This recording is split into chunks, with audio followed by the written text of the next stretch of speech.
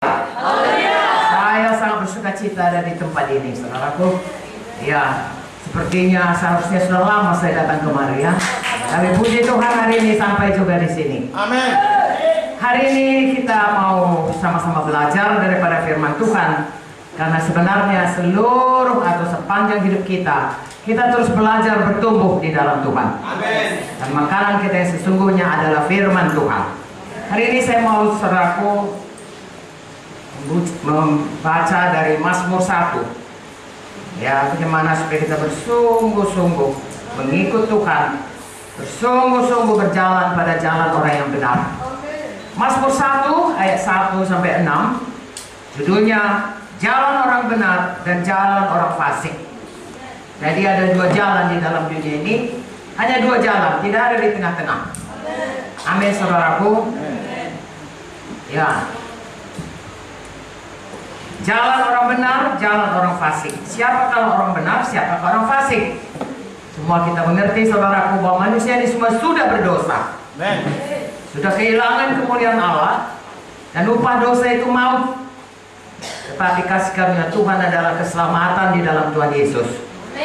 Kita dibenarkan oleh karena darah Yesus menyucikan dosa kita. Bukan karena perbuatan ataupun sumbangan kita, bukan, semata-mata karena darah Yesus dan karena iman kita. Namanya darah Yesus sudah sediakan bagi semua manusia. Tetapi hanya orang yang percaya yang beroleh manfaat ataupun keselamatan oleh darah Yesus. Saya percaya hari ini kita semua percaya kepada Tuhan Yesus. Siapa yang percaya Yesus itu sudah menebus dosanya. Puji Tuhan, beri kemuliaan kepada Tuhan. Karena apalah gunanya seseorang itu beroleh seluruh dunia ini kalau jiwanya binasa. Ya, hari ini kita sudah beroleh Tuhan Yesus. Jadi kita dibenarkan oleh Tuhan Yesus, oleh darah yang menyucikan semua dosa kita. 2 Korintus 5 ayat 1 berkata, saya ini orang benar, saudara orang benar karena Yesus. Kalau kita belum memiliki Yesus, kita semua orang fasik. Roma 5 ayat 17 berkata, karena satu orang yaitu Adam dan Adam, saudaraku, ya, jatuh pada dosa, Adam yang pertama, maka semua manusia sudah jatuh ke dalam dosa. Kodratnya kodrat orang berdosa, kesukaannya melakukan dosa, dia di bawah tindasan dosa, taat kepada penguasa jahat udara. Efesus berkata demikian. Kalau semua firman Tuhan ini berkata, itulah keadaan kita, itulah kodrat kita sebelum kita menerima Tuhan Yesus. Amen. Kita menjadi orang fasik, saudaraku, tidak percaya, belum percaya, dan tidak patuh kepada Tuhan. Sebaliknya, Roma 6 ayat 16 ayat 17 berkata, kita menjadi hamba kepada dosa. Amen. Karena kepada siapa kita taat, itulah Tuhan kita. Kitalah hambanya. Oleh karena kodrat kita yang sudah jatuh dalam dosa, kita suka taat, suka berdosa, tidak bisa keluar dari dosa, maka kita hamba dosa. Kita orang fasik. Amen. Tetapi puji Tuhan, Yesus datang menyelamatkan kita. Kita menjadi orang yang dibenarkan Tuhan. Jadi jalan kita pindah, jalan kehidupan kita. Dari mungkin kita jalannya masih sama ya, dari rumah ke gereja sama jalannya, tapi beda. Saudara kalau naik, kalau kami namanya angkot, kalau sini namanya apa? Mikro. Mikro. Oke, kalau kita naik mikro, ya isinya mungkin 10 orang atau 11 orang, saudaraku, saudara bayangkan.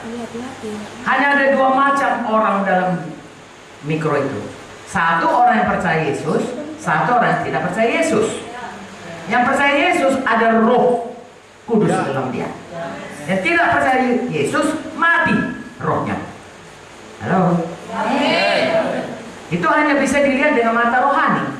Kalau mata badani sama-sama orang Indonesia. Kalau memang orang Indonesia sama-sama kulitnya sawo matang, mungkin ada yang lebih putih, ya, ada yang lebih gelap, ya, ada yang lebih mancung, ada yang lebih pesek, ya, yang keriting, ada yang lurus. Sama-sama manusia Indonesia. Tetapi sebenarnya dari segi kerajaan sorga, dari mata Tuhan, kita itu ada yang orang fasik, ada orang yang benar.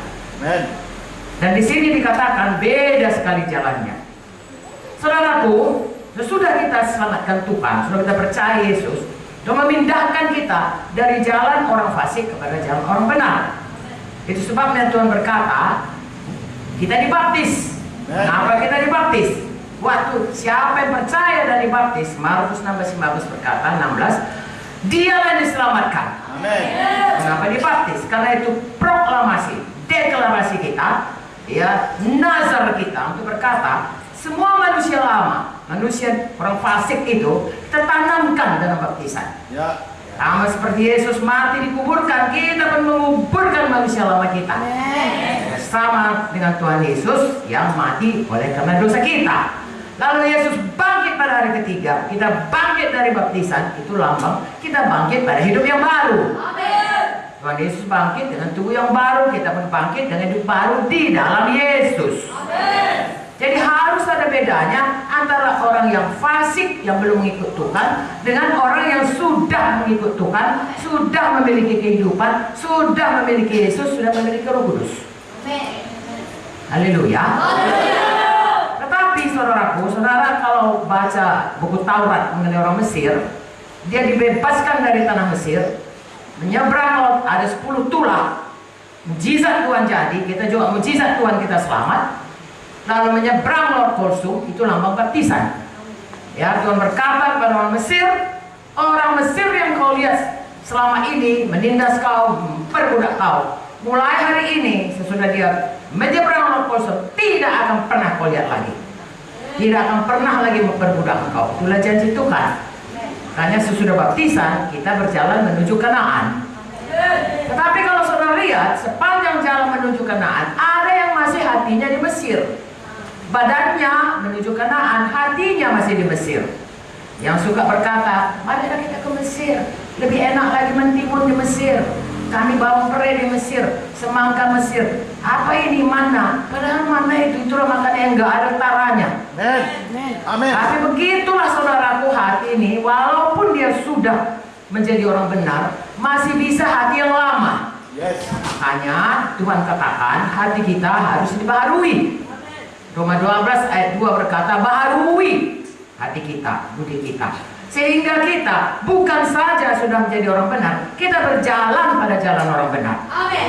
Kalau tidak saudaraku, kita memang sudah ditaruh Tuhan di jalan orang benar, tetapi hati kita masih suka akan hal-hal, katakanlah pun tidak suka, tapi masih tertarik, masih bisa dialihkan akan hal-hal manusia yang fasik. Hari ini kita menetapkan hati. Di sini Tuhan mengatakan bagaimana cara orang fasik supaya jangan kita ikut itu. Karena saudaraku, sebelum kita selamat, nggak ada kuasa untuk melawan segala dosa itu.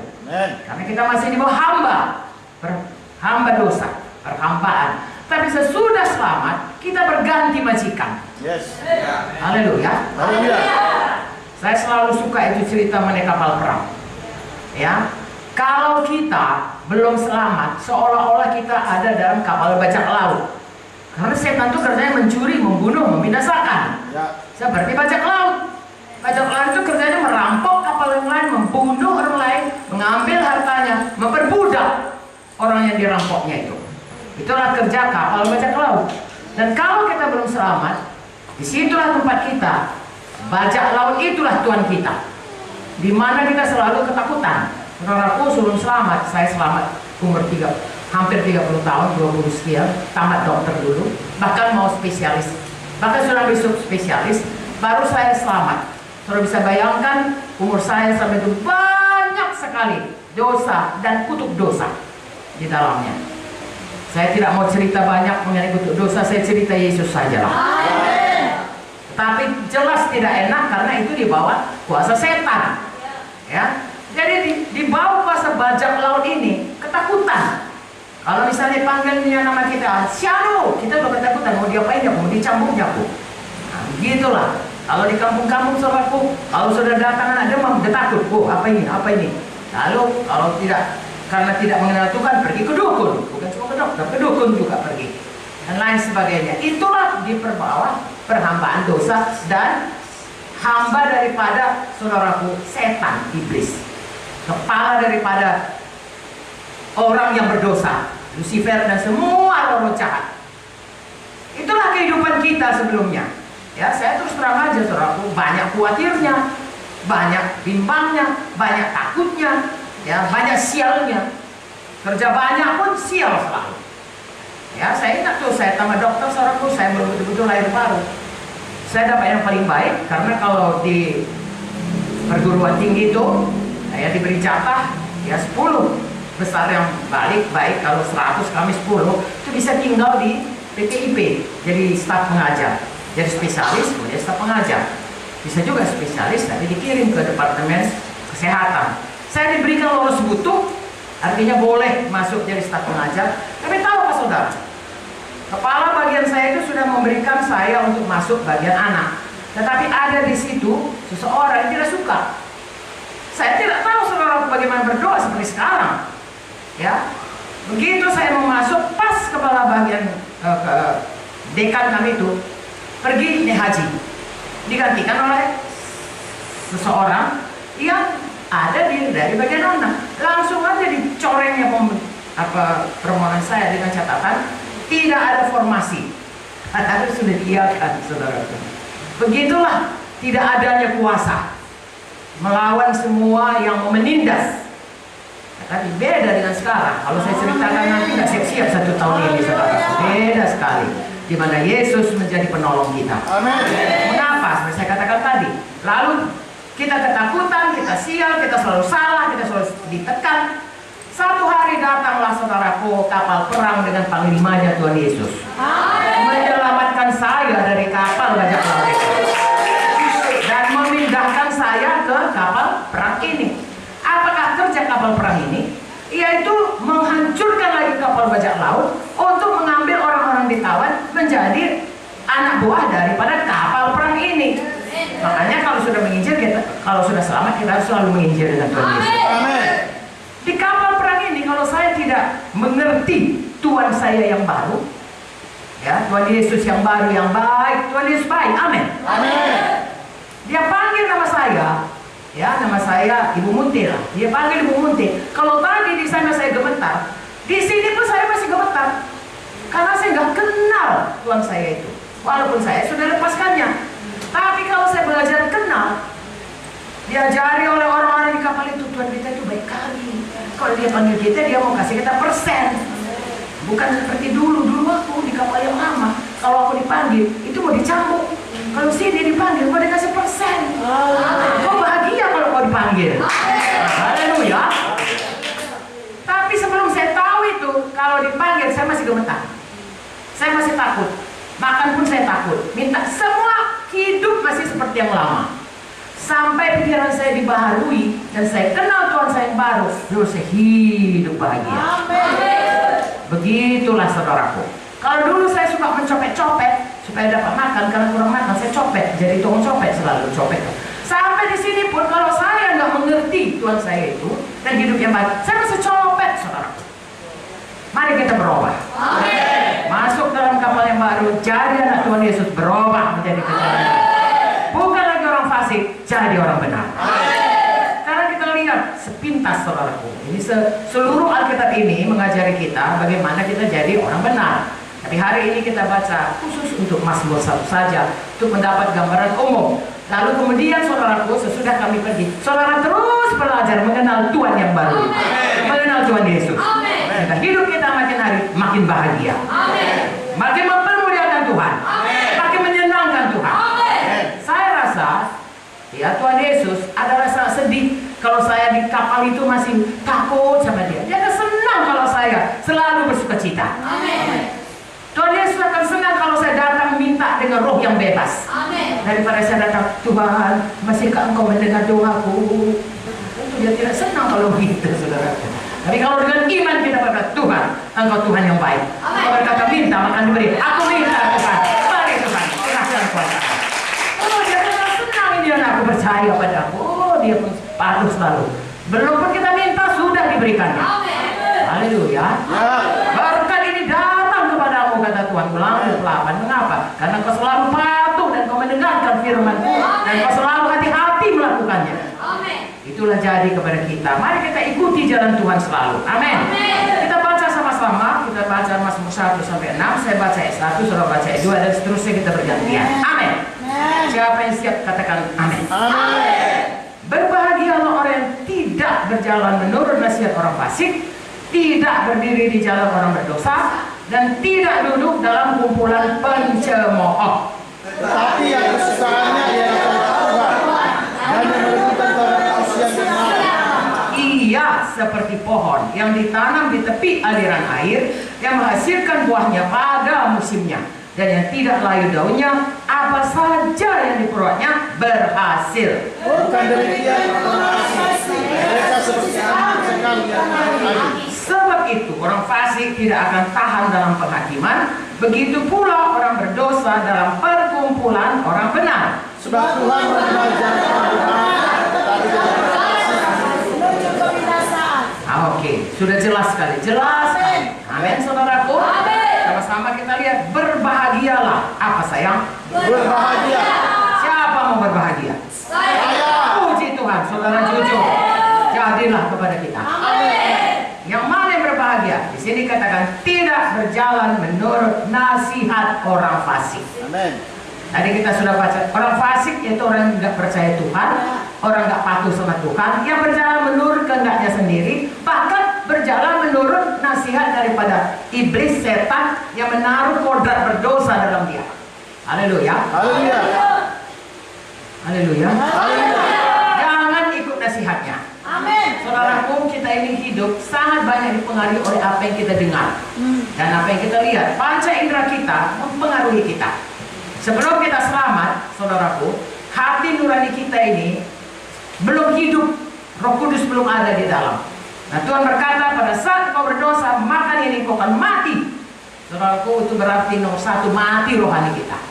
Sesudah umur kita 1000 tahun pada manusia pertama, sesudah kemudian umurnya dia mati pada zaman Nuh sekitar 500, kemudian datang Bah, Tuhan berkata 120 tahun. Mazmur 90 berkata 70-80.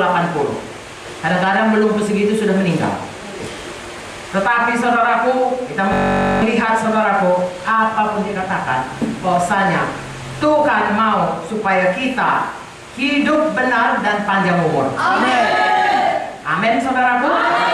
Jadi jangan ikuti nasihat orang fasik yang berjalan taat kepada setan dan iblis. Ya. Itulah hukum umumnya.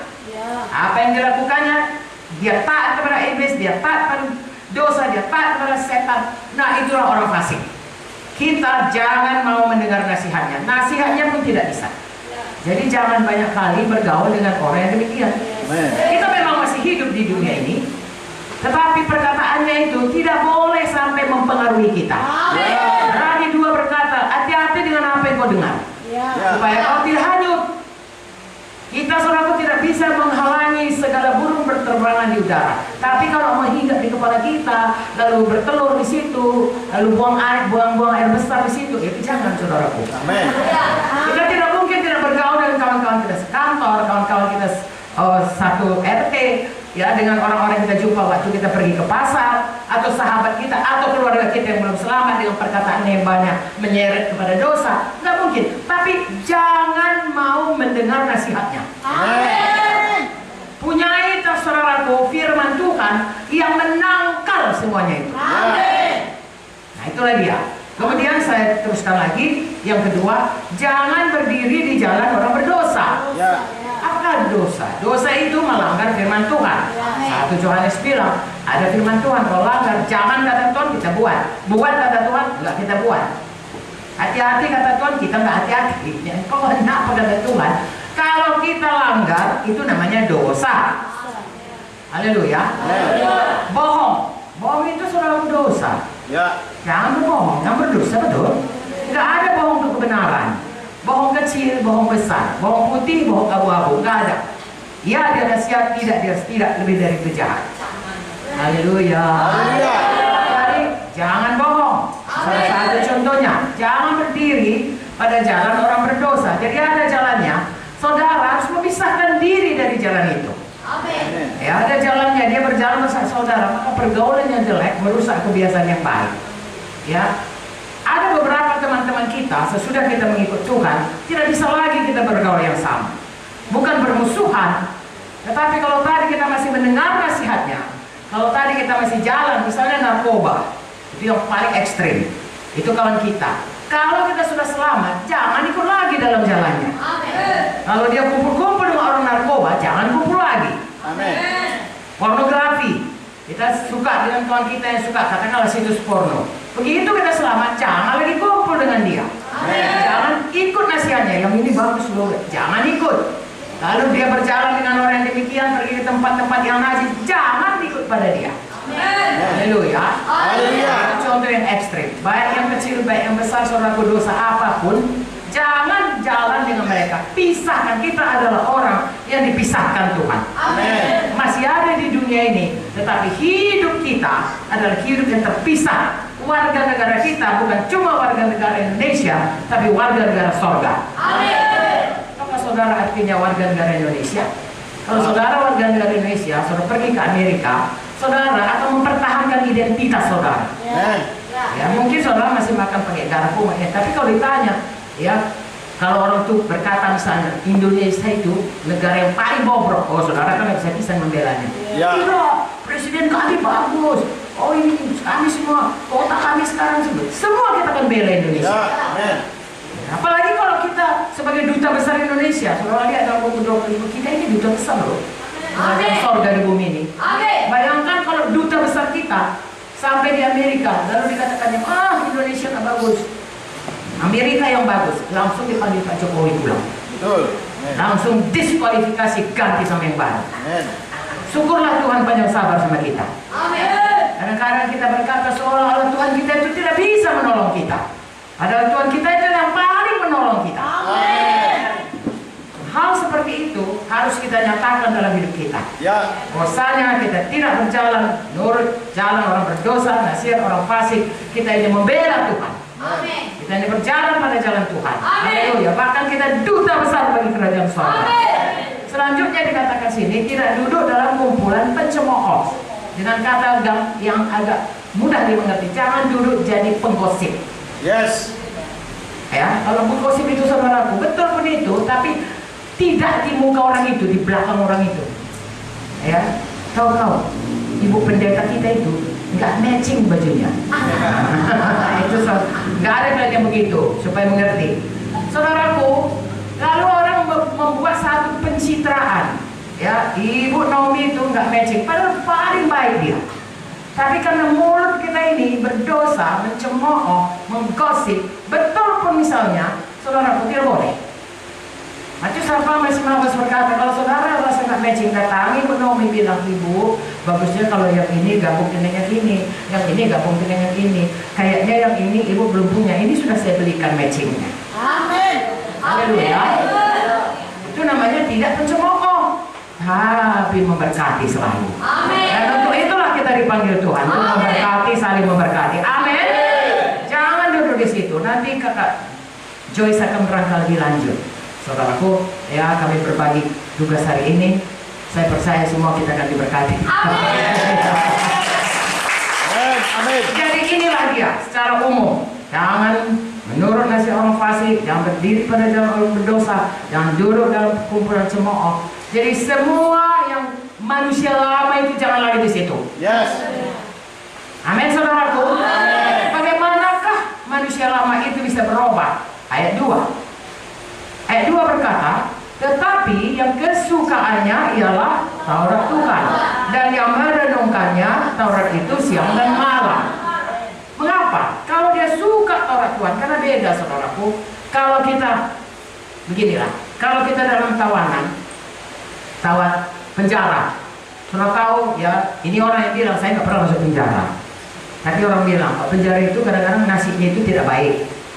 Ya, makanannya pun kepala ikan teri. Janganlah ada kepala penjara marah kalau saya katakan gini ya. Tapi itu kata mereka, ya. Lalu kadang-kadang kangkungnya pun sudah ada ulatnya, katanya. Tapi saya percaya enak pun itu kalau penjara nggak enak gitu. Lalu kemudian dibebaskanlah. Kalau sudah dibebaskan sampai di luar masih suka juga kepala teri, suka juga busuk, juga nasi. Itu kan sudah nggak betul kebebasan itu. Kalau dibebaskan saudaraku berarti tiap hari makan Kentucky, besoknya makan. Begitu dia. Karena dia nikmati kebebasannya itu. Kita pun begitu. Ya, apakah kenikmatan kita? Tadi kita suka dosa, sekarang suka firman Tuhan. merubah kita semuanya. Haleluya. Karena firman Tuhan ini seperti makanan yang sehat itu membuat kita sehat secara rohani dan membuat kita mengenal jalan Tuhan, membuat kita tidak lagi hidup dalam hidup yang lama, Roma 12:2, tapi hidup dalam hidup yang baru, yang dibaharui terus, sampai kita tahu apa yang baik, apa yang berkenan, bahkan apa yang sempurna, sehingga hidup kita saudaraku bertumbuh terus. 2 tahun lagi kalau saya kemari, ini nggak akan tumbuh saudaraku. Betul ya? Tak segini. Tapi pohon di luar itu pasti tumbuh. Ada kehidupan. Kita pun begitu.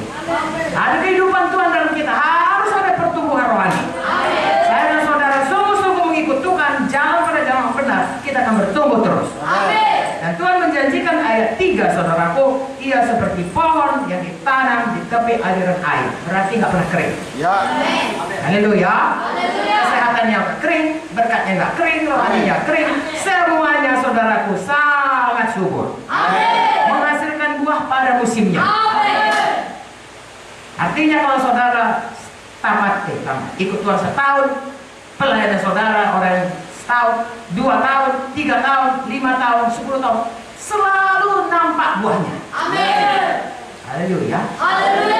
Kalau pohon tidak berbuah, diapakan Tuhan? Jangan saudaraku, biar kita sangat berbuah lebat bagi Tuhan. Untuk itu kita harus suka firman Tuhan. Amin. Haleluya. Kalau ditanya saudaraku, siapakah yang mau ayat 3? Saya baca. Kalau tanya, maukah kau seperti pohon ditanam di tepi aliran air, menghasilkan buahnya pada musimnya, tidak layu daunnya, apa saja diperbuatnya berhasil. Siapa mau ini jadi kepadanya? Haleluya. Kita orang yang bijaksana. Tapi saya ulangi lagi, kalau mau ayat 3 harus ayat 1 dan 2 dikerjain. Nggak bisa langsung ke ayat 3. Tuhan itu Tuhan teratur, ya. Nggak ada yang duluan, ya, yang tetap ini. Nggak ada orang sekolah SMP balik SD, ya, SD, SMP, SMA dan seterusnya. Begitu juga dengan Tuhan. Ayat 1 nggak suka, ya, tapi suka firman, datanglah semua berkat itu. Lalu ayat 4, 5 dan 6 diulangi Tuhan lagi. Bukan demikian dengan orang fasik, diulangi, ditegaskan lagi. Mereka seperti sekam ditiupkan angin. Cobalah jawab saya, kalau sekam ditiupkan angin, di mana landingnya? Hilang kan? Hilang begitu saja. Makanya saudaraku, kita ini disebutkan, saudaraku, hati-hati dengan hidup kita. Kita ini seperti, kalau berhasil, seperti rumput yang gugur, ya, bunga yang layu, betul, dan rumput yang layu, bunga yang gugur. Begitulah kehidupan manusia ini. Kecuali kalau hidup pada jalan benar, apapun yang diperbuatnya tidak ada yang sia-sia. Tapi Korintus 15:58, apapun yang kau buat, pelayananmu tidak ada yang sia-sia. Semuanya sudah disimpan Tuhan, deposito yang kekal di sorga. Amin saudaraku. Jadi kita bukan seperti sekam yang tiupkan angin. Sebab itu orang fasik tidak akan tahan dalam penghakiman. Begitu pula orang berdosa pulang orang benar. Kalau dibilang kayak begini, maka saudara semua puji Tuhan, saudara orang benar lah ini. Suka duduk di sini. Haleluya. Kalau tidak, saya ngomong sebentar, saudara berat-berat saudara keluar. Karena nggak tahan. Betul. Ya, kadang-kadang kita dulu pulang-pulang pun begitu bicara pendeta, bukannya sama kita, tapi kita rasa sama kita. Kok tahu dia ya? Menyindir dia. Pelan-pelan kita mundur ke belakang, kita keluar dari itu. Saudaraku, tidak. Kita orang yang sudah dibenarkan Tuhan, apapun kata firman, kita sambut dengan sukacita. Hati kita bersyukur selalu kepada Tuhan. Amin. Ya, dia tidak tahan dalam kumpulan orang berdosa, ya, dan kumpul orang benar. Jalan Tuhan, mengenal jalan orang benar. Jalan orang fasik menuju kebinasaan. Jadi jalan orang fasik menuju kebinasaan, kecuali dia bertobat, maka dia berbalik, dia ikut jalan orang benar lagi. Itulah sebabnya kita selalu menginjil. Amin. Jalan orang benar, saudaraku, Tuhan kenal. Tuhan menetapkan langkah-langkah orang yang hidupnya berkenan kepadanya. Apabila dia jatuh, dia tidak akan tergeletak, sebab tangan Tuhan menopang dia. Sekarang kalau kita baca ini saudaraku, ini firman Tuhan ini ya dan amin. Langit bumi berubah, firman Tuhan tidak akan berubah. Kesimpulannya, Tuhan mencari orang yang bersungguh-sungguh hati terhadap dia. 2 Tawarin 16:9 berkata, Tuhan mencari orang di muka bumi ini, makanya menjelajah seluruh bumi ini, termasuk di Manado ini. Amin. GKI Manado. Amin. Mencari orang yang bersungguh-sungguh hati terhadap Dia. Amin. Dan Dia dapati semua kita bersungguh-sungguh hati. Amin. Untuk apa? Untuk mencurahkan kuasa-Nya kepada kita. Jadilah kepada kita. Amin. Percayakah saudara firman Tuhan ini? Amin. Maukah kita mengikut Tuhan sungguh-sungguh? Sebagai penutup, mari kita baca buku Maliaki. Ini jarang dibaca, tapi mari kita baca sama-sama. Baca buku Matius, lalu pas di depannya Maliaki. Kemenangan bagi orang benar. Haleluya. Ya, memang di atasnya mengenai persepuluhan, tapi persepuluhan itu hanya sebahagian daripada jalan orang benar. Tapi Tuhan berjanji dari ayat 13 sampai ayat 18, sama-sama kita baca. Lagi-lagi saya baca ayat 13, kalian baca ayatnya genap. Siap? Ya. Bagus, saya baca. Bicaramu, ya, kemenangan terakhir bagi orang benar, itu judulnya. Bicaramu kurang ajar tentang aku, firman Tuhan. Tetapi kamu berkata, apakah kami bicarakan di antara kami tentang kau? Perhatikan kita bagaimana berbicara tentang Tuhan. Mengikut Tuhan, bersungguh-sungguh hati, atau tidak peduli. Kita perhatikan. Ayat 14 bacalah. Kamu berkata, adalah sia-sia beribadah kepada Allah. Apakah tentunya kita melihat apa yang disatakan kepadanya dan berjanji dengan kamu di hadapan Tuhan. Oke, sampai di sini. Ada orang berkata, apalah untungnya kita hidup sungguh-sungguh, kuliah lebih bagusnya si Anu itu. Si Anu itu dia tidaknya sungguh-sungguh, tapi lihat dia lebih baik hasilnya. Sudahlah, aku pun tak mau sungguh-sungguh kali. Jangan saudara, tetap pegang, bertekun, sungguh-sungguh. Kita baca ayat 15. Oleh sebab itu, kita ini menyebut berbahagia orang-orang gegabah. Bukan saja mujur orang-orang yang berbuat fasik itu, tapi dengan mencobai Allah pun mereka luput juga. Ini perkataan yang salah. Jangan bilang begini. Jangan katakan yang dikatakan oleh ayat 15 itu. Oleh sebab itu kita menyebut berbahagia orang-orang yang gegabah. Enggak betul. Ya, enggak betul kalau kita katakan bukan saja mewujud orang-orang yang berbuat fasik, tapi dengan mencobai Allah pun mereka luput. Enggak betul. Salah kalau kita berkata demikian. Enggak kenal kita Tuhan. Sekarang kita kenal Tuhan, katakan kata yang benar. Ayat 16. Beginilah berbicara satu sama lain. Orang-orang yang taat Tuhan, memperhatikan dan benar-benar semoga kita berjanji bagi orang-orang yang taat kepada Tuhan dan orang-orang yang Tuhan namanya. Amin. Amin. Tuhan punya catatan. Orang lain gak ingat saudara berbuat baik. Pendeta saudara pun lupa ya. Saudara sudah berkorban segalanya. Tapi Tuhan ingat. Amin. Bahkan ada catatannya. Amin. Kalau dicatat di sorga saudaraku itu lebih hebat dari komputer di dunia. Nggak ada yang bisa mendelete-nya. Itu akan menjadi harta yang kekal bagi kita. Amin. Saya ulangi. Beginilah berbicara satu sama lain orang-orang yang takut akan Tuhan. Amin. Siapa sih yang takut akan Tuhan? Saya. Bagus. Takut akan Tuhan artinya patuh kepada Tuhan. Amin. Begini harus kita berbicara. Tuhan memperhatikan dan mendengarnya. Tahu Tuhan hidup kita dan perkataan kita sampai ke dalam hati kita. Sebuah kitab peringatan ditulis di hadapannya. Ada semua catatannya. Ya. Bagi orang-orang yang takut akan Tuhan, bagi orang-orang yang menghormati namanya, biar kita ada di sini. Ya. Biar Tuhan tiap hari menambahi catatannya, saudaraku. Betapa kita hormat kepadanya, betapa kita selalu takut dan patuh kepadanya, betapa kita selalu berjalan pada jalan orang benar dan tidak mau lagi jalan pada jalan orang fasik. Amin. Ayat 17, mereka akan menjadi milik kesayangan itu sendiri. Amin. Semua kita mengerti kalau kita jadi kesayangan kita itu istimewa. Amin. Kalau di kantor kita kesayangan, kita lah orang yang paling berkuasa. Amin. Kalau jadi anak orang tua kita kesayangan, seperti Yusuf saudaraku, walaupun kemudian dapat aniaya, tapi dia anak kesayangan, dapat jubah warna-warni. Amin saudaraku. Orang Israel anak pertama itu anak kesayangan, dapat warisan 2 kali lipat. Pokoknya istimewa. Jadi kalau kita takut akan Tuhan, kalau sungguh mengikut Tuhan, kita anak kesayangan Tuhan. Amin. Saya tanya lagi, siapa mau jadi anak kesayangan Tuhan? Jadilah kepada kita semuanya. Haleluya. Mereka sendiri kesayangan sendiri. Firman Tuhan semesta alam. Pada hari yang kusiapkan, aku akan mengasihani mereka sama seperti seseorang menyayangi anaknya yang melayani dia. Sayang, ini janji Tuhan. Kalau saya berjanji mungkin besok lupa, saya besok lusa saya lupa. Ya, dia tidak tepati janji saya. Kalau Tuhan, dia bukan manusia, dia selalu menepati janjinya. Dia tidak pernah berbohong. Dia mau menepati dan dia sanggup menepatinya dan suka menepatinya. Lalu kita lihat ayat 18, sama-sama kita baca ini. Maka kamu akan melihat kembali perbedaan antara orang benar dan orang fasik, antara orang beribadah kepada Allah dan orang tidak beribadah kepada Allah. Jadi pilihan kepada kita.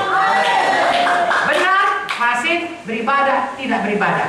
Takut Tuhan, tidak takut Tuhan.